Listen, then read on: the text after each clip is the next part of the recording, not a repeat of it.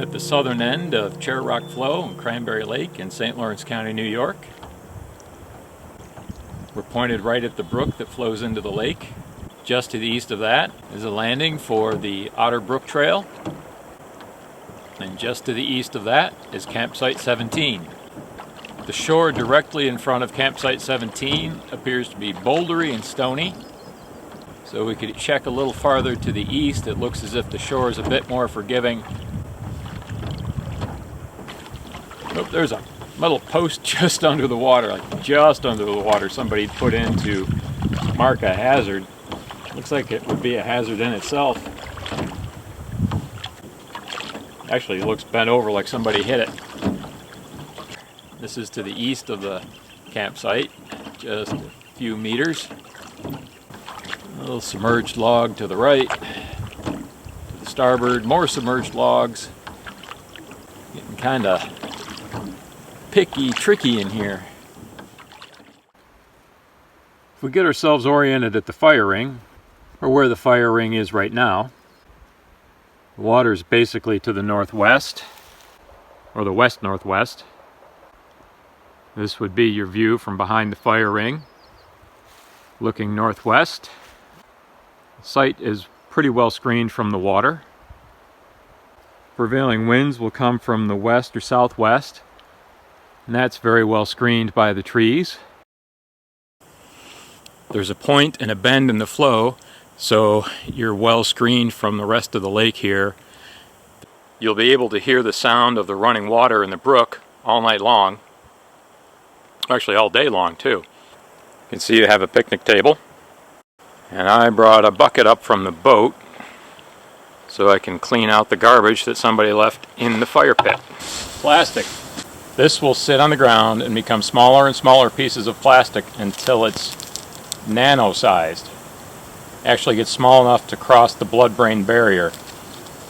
They're finding nanoplastics and microplastics in waters even in the Adirondacks. And this is part of the reason why.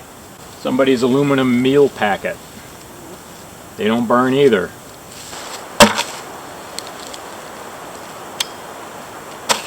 Hand warmers. Garbage.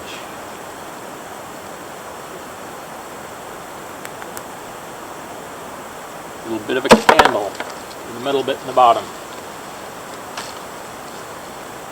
Oh, here's the top of the foil thing that they tried to burn. Mountain House packet. Coffee, instant coffee, instant coffee, instant coffee. Plastic peanut wrapper. Cigarette butts, of course.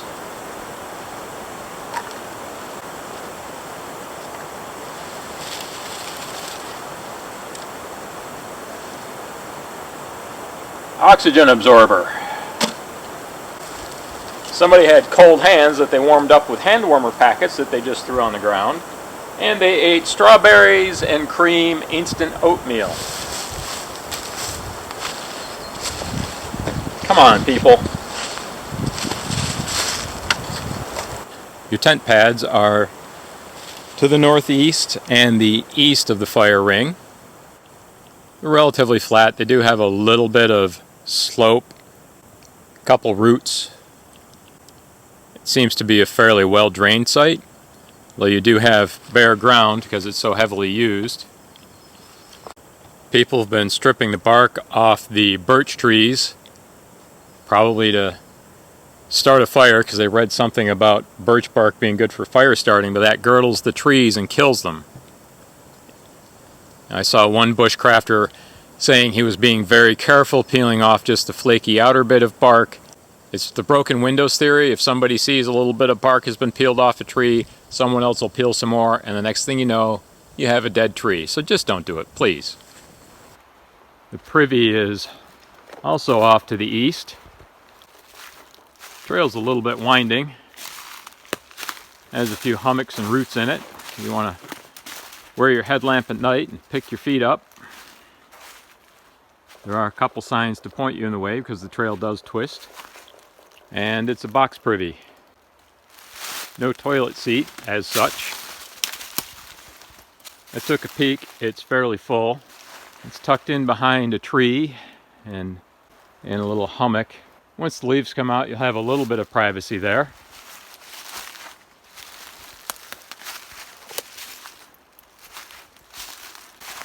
If you follow a trail that leads to the southwest, you'll head toward the brook and the Cranberry Lake 50 trail network.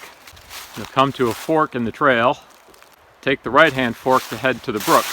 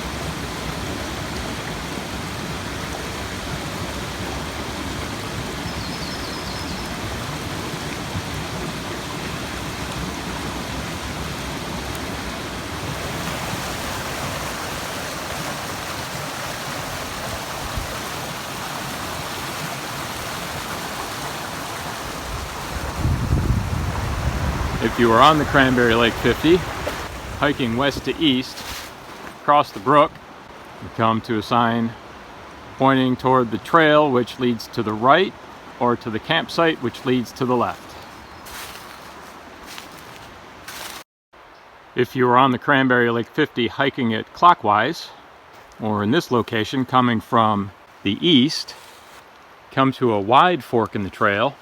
You'll see a trail marker on the fork that leads to the left. That leads to the brook. It's easy to miss, but on the backside of a balsam is a disc indicating the trail to the campsite. The site's fairly well screened from the main trail. The trail leading to it winds through the trees. When the leaves are out, it will be even more obscured.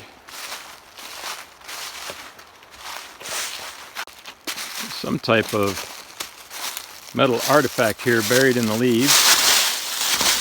There's a reminder that this used to be working woods back from the logging days. Taking a look around in the woods away from the campsite, up in the trees. Shouldn't be too hard to find a place to hang your food, if you hang your food. This is bear country, so you need either a bear canister or a bear hang, or an ursack, I suppose. If you need a bear canister, you can get one at Otto's Abode in Wanakina. Hey, my Alaska hat.